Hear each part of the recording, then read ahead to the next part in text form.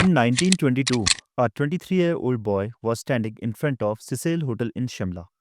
He wanted to work as a clerk in that hotel, but due to his appearance, the hotel guard didn't even allow him to enter. At that time, nobody would have dreamed of this boy not only become the owner of this hotel in the future, but building one of the most luxurious hotel chains in India.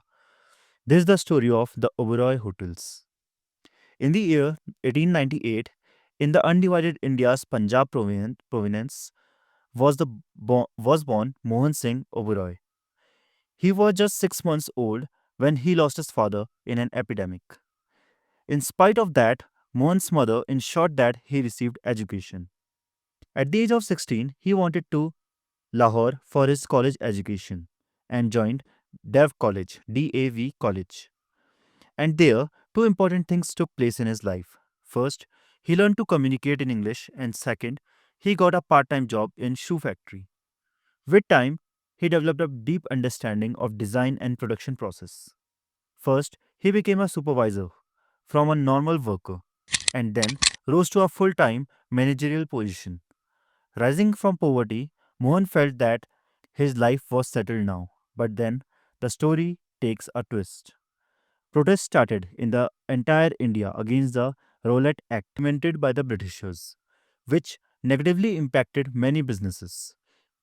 After struggling for a few years, the shoe factory also shut down in 1922 and Mohan became unemployed overnight. Coincidentally, during these times, Mohan got married to Ishran Devi and was the father of a newborn girl. Hence, Mohan was desperately looking for work. At that time, he decided to relocate to a city, which was to transform his whole life, and that city was Shimla. Shimla used to be the capital of British India during summers, due to which high rank officials and tourists used to be very frequent there. Hence, it was perfect city to search for work. But unfortunately, Mohan got rejected in his very first job interview in Shimla. He was walking in disappointment when he found himself in front of a magnificent building. He had arrived at the Cecil Hotel, the most popular hotel in Shimla.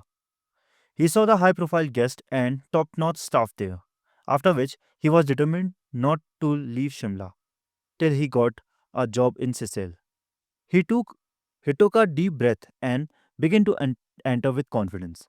But the guard of the Cecil didn't let him inside due to his appearance. But Mohan was not going to give up so soon. He waited outside the hotel till the hotel manager came out. As soon as the manager came out, Mohan went up to him confidently and said, "I am looking for a job, sir. Do you have a vacancy at the Cecil?" The manager was deeply impressed by Mohan's English. The very next day, he got a job in Cecil Hotel as a clerk with 50 rupees per month salary. Mohan's main responsibility in Cecil was to manage coal supply and stock. Soon, an idea occurred to him that a lot of hotels' money can be saved by using coal dust balls. Not only these balls are cheap, but they can also keep boilers working whole night due to their slow burning characteristics. And water can be heated quickly in the morning just by adding some normal coal. He implemented this idea and the hotel made a huge profit. Beside this, Mohan also knew typing and shorthand writing. Soon he started assisting the manager in documentation and letter writing. Seeing all this, the manager promoted him to guest clerk and increased his salary too. In Cecil Hotel, usually only VIP guests used to come. Mohan used to observe the behavior and preference of these guests deeply. Along with this, he had taken many other responsibilities, such as responsibility of the cashier. This gave him a chance to interact with the guests personally. Due to this, by 1925, not only he had become an expert in dealing with the VIP guest, but he had also developed a deep understanding of the operations of a hotel. Meanwhile, Cecil manager decided to purchase his own hotel. He bought Charlton Hotel in Shimla itself, having 50 rooms. Since the manager's name was Clerks, he named the hotel as Clerks Hotel. He knew that Mohan had developed an exceptional understanding of the hotel industry. Hence, he offered Mohan to join Clerks Hotel, but not as a clerk but as a partner. Mohan was now to receive a small portion of the clerk's hotel's profit. On becoming the partner, the whole responsibility of the hotel had fallen on Mohan. As soon as this happened, he completely transformed Clerk's Hotel. He immediately renovated the hotel, especially upgrading the bar, attracting young government employees. He personally connected with the British officers, inviting them to his new hotel and offering personalized services.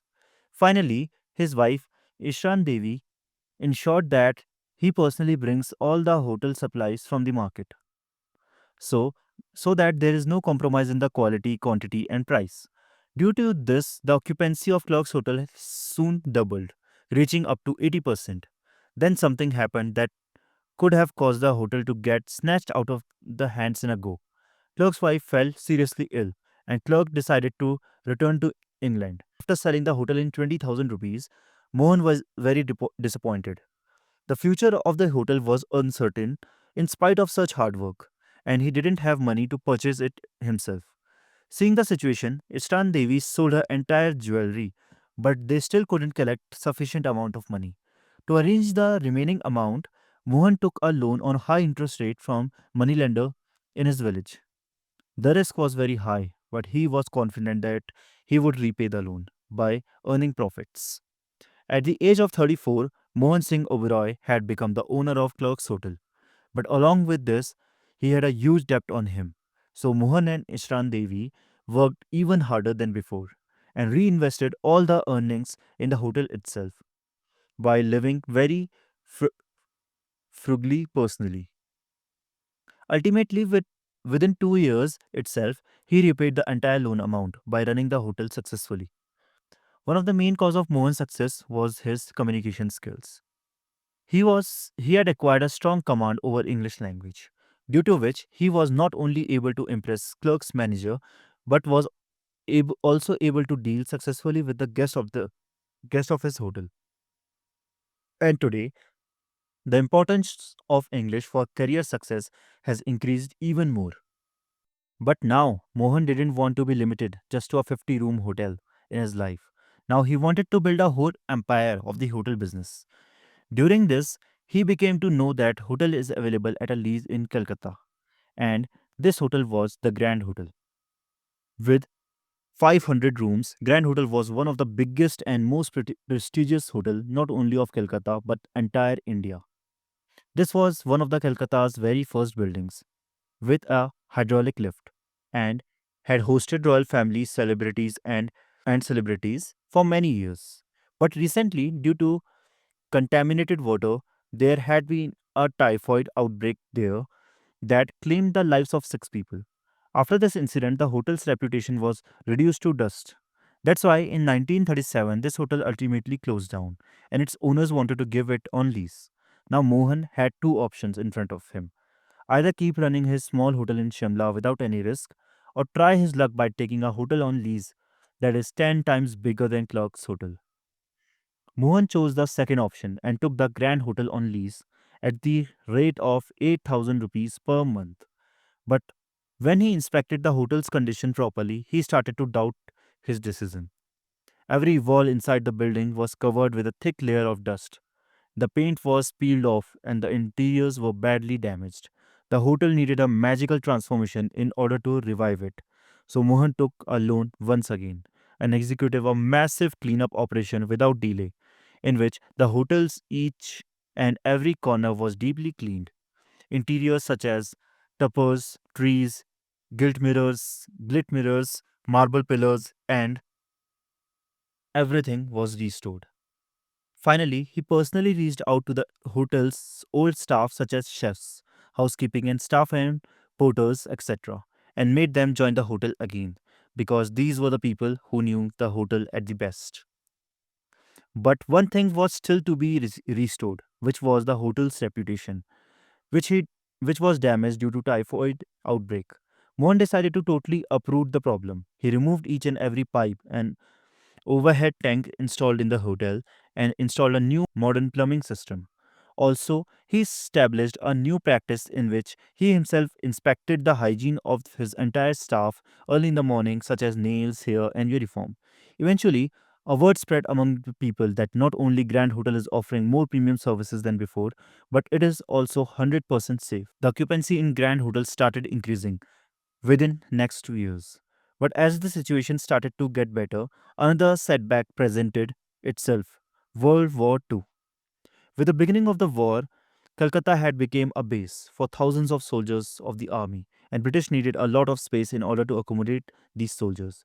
So, in addition to many other buildings, the British passed orders to take Grand Hotel in their positions during the war. Had Mohan lost this hotel after so much hard work and investment, he could have become bankrupt due to non-payment of his loans. So he took courageous and convinced the British general that if army managed the accommodation and food of the soldiers on its own, the army would have to spend 12 rupees per soldier every day. But Mohan could manage everything at the price of 10 rupees per soldier, which could save the army a lot of money. Luckily, the general finalized the deal. But now, Mohan had to somehow run the hotel profitably while charging a low price. Mohan used his brain and safely removed and stored all the luxurious interiors of the hotel and replaced them with shabby and cheap interiors. He even replaced king size beds with camp coats. In addition to this, all the luxury services were removed and replaced with the basic services. In order to maximize the occupancy, beds were put up wherever possible. Even corridors and courtyards were converted into dormitories. Ultimately, Grand Hotel, with a capacity of 1,400 people, started to accommodate 4,000 soldiers, which meant a revenue of 40,000 rupees per day. Going by all these strategies, by the end of 1945, Mohan had earned crores of rupees, and now Grand Hotel has opened for normal customers once more. After the grand success of Grand Hotel, Mohan had a new goal, even bigger than before: entire India. He wanted to own a hotel chain in India, so he determined himself on acquiring Associate Hotels of India, that is AHI. AHI owned 8 most luxurious hotels in India, including Cecil Hotel of Shimla. The management of AHI had deteriorated with time, and many of these hotels were in loss. Mohan started buying the shares of AHI strategically, from time to time using his profits, and eventually he acquired controlling stake.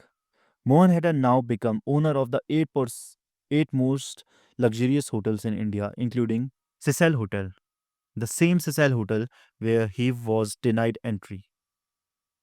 There was only one aim in Mohan's mind: to make his 10 hotel even bigger than international level luxury hotels. And to achieve this, he had an amazing master plan. In 1952, he planned a world tour in which his aim was to go to the world's topmost hotels and study them deeply. In this tour, he stayed in top hotels like Dorchester Hotel of London, George V Hotel of Paris, and Hilton Hotel of Puerto Rico. He used to carry a notebook and pen while staying in each hotel and took detailed notes on each hotel layout and operations. After studying 25 hotels in 3 months, he had collected notes worth hundreds of pages. On returning to India, he made major improvements in everything, such as kitchen layout, room design, public area design, menu design, the room service of his hotels on the basis of his learnings, and achieved international level standards. In 1955, Mohan observed that there are many such historical places in India where kings and emperors once resided, but nobody resides there today. He saw great opportunity here, so he decided to take these palaces on lease by negotiating with the royal families. First of all, he converted the Gulab Bhavan Palace into a hotel which belonged to the Maharaja of Kashmir, Hari Singh, and thus India got its first real palace hotel. At his continued success by 1970, the Oberoi Group started to feel that they have become undisputed king of the Indian luxury industry. But then a group enters the story that emerged as the biggest challenge of the Oberoi Group, and this group was Taj Hotel Group. Till 1971, Taj had only one hotel, their Taj Palace Hotel in Mumbai. But then they opened their first hotel outside Mumbai for the first time. They converted Lake Palace of Udaipur into a hotel. Then they started Rambagh Palace in Jaipur. In 1976, they entered Delhi by purchasing Fonskia Hotel. In this way, by 1980, Taj Group had opened its hotels in almost every prominent city of India. Oberoi knew that if they have to really pose a challenge to Taj Group, they will have to open their hotels in that city, where Taj had its flagship hotel, which means India's financial capital, Mumbai.